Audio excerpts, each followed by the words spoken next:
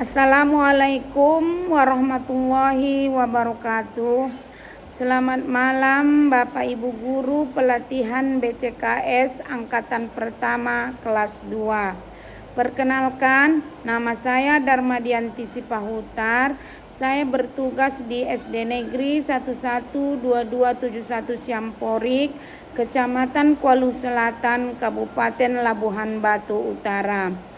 Saya akan menyampaikan analisis kasus 4 mengenai dilema yang dihadapi oleh Tari dengan menggunakan 9 langkah pengambilan keputusan. Langkah yang pertama, nilai yang saling bertentangan. Dalam kasus ini terdapat 2 nilai yang saling bertentangan, yaitu kejujuran dan kesetiaan terhadap sahabat. Tari dihadapkan pada pilihan untuk jujur dan melaporkan tindakan Rara atau tetap setia kepada sahabatnya dan diam saja. Langkah kedua, siapa saja yang terlibat? Pihak-pihak yang terlibat dalam kasus ini adalah 1.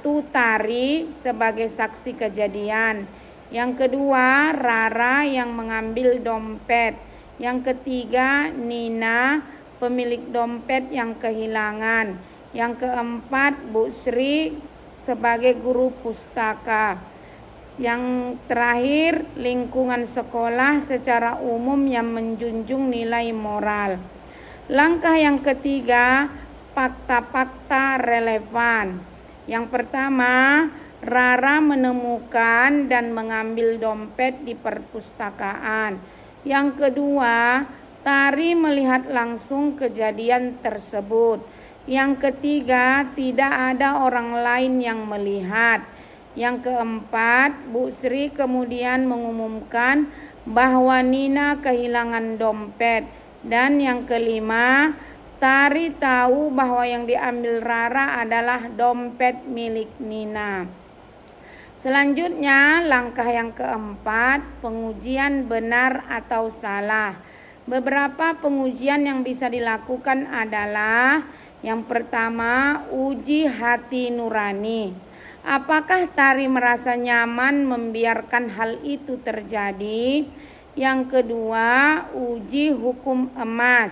Apakah Tari mau diperlakukan seperti itu jika ia yang kehilangan? Yang ketiga, uji keterbukaan publik.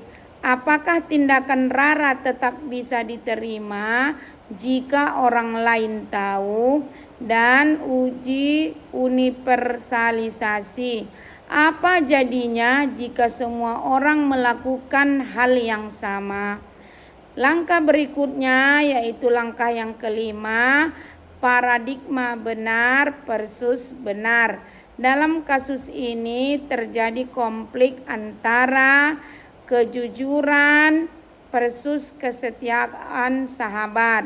Yang kedua, kepentingan individu versus kepentingan bersama. Dan yang ketiga, kepentingan jangka pendek versus jangka panjang. Dan selanjutnya, langkah yang keenam yaitu prinsip resolusi. Beberapa prinsip yang bisa diterapkan antara lain, 1. Prinsip berbasis aturan. Mengambil barang yang bukan milik sendiri adalah salah. Yang selanjutnya, prinsip berbasis hasil. Keputusan yang terbaik adalah yang membawa manfaat untuk semua. Dan prinsip berbasis kasih. Perlakukan orang lain seperti kita ingin diperlakukan. Langkah yang ketujuh, opsi kreatif, adil dan bijak. Tari bisa berbicara secara pribadi kepada Rara, menyarankan agar dompet dikembalikan secara sukarela.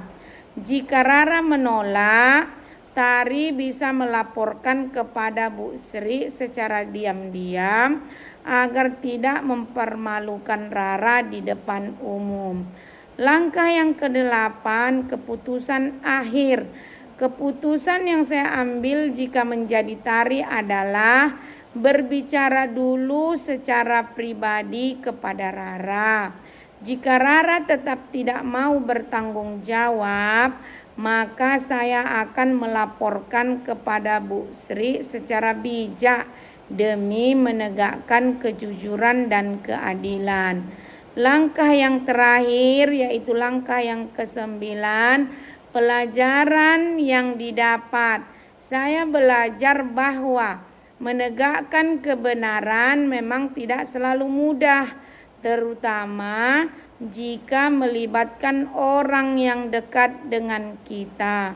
Namun, kejujuran dan keberanian moral sangat penting untuk membangun lingkungan yang adil dan bertanggung jawab.